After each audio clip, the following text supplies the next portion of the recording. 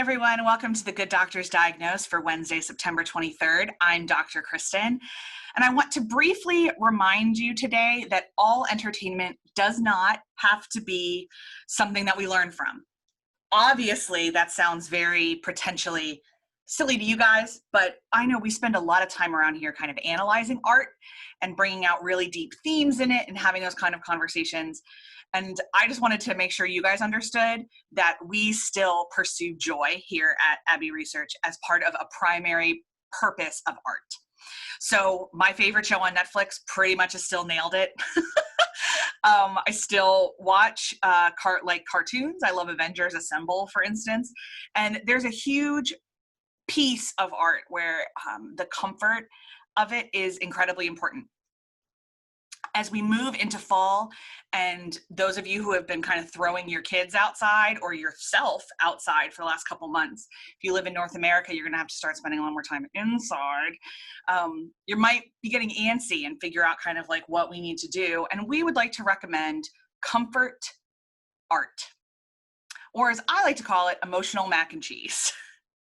Growing up, my absolute favorite meal ever was anything involving Kraft mac and cheese. I have had since homemade mac and cheese, and it is wonderful, but like Kraft macaroni and cheese is like its own category in my brain.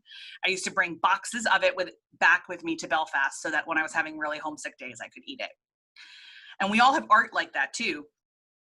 And this is a great time to start sharing those kind of things with friends and family and saying like, hey, this brings me a lot of comfort or a lot of joy, and I really love this. Why don't you give it a try? Because I think we've all run out of material. So my favorite comfort watches, the ones that just, Sarah D. Bunting refers to them as poppy field movies over at, she was a founder of Television Without Pity and Extra Hot Great and a couple other television critical movements. And she now writes the Best Evidence newsletter, which covers true crime properties, I should say. She calls them poppy field movies, where it's like that scene in The Wizard of Oz where, you just get all cozy and you lay down and it's 4 hours later.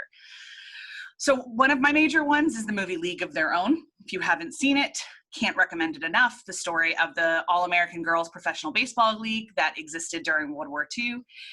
It features my absolute favorite Rosie O'Donnell performance and a performance that I think should have won Tom Hanks an Oscar.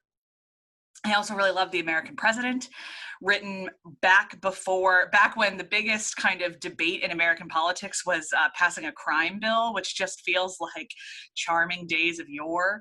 But it's also just a really solid rom-com with really great found family kind of vibes.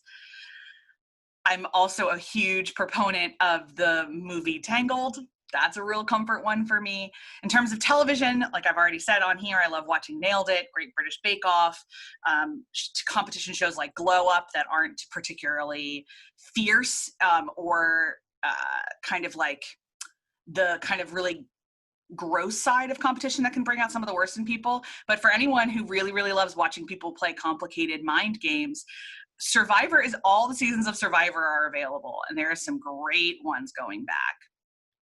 Whatever kind of makes you feel warm and cozy, this is a great time to engage with it.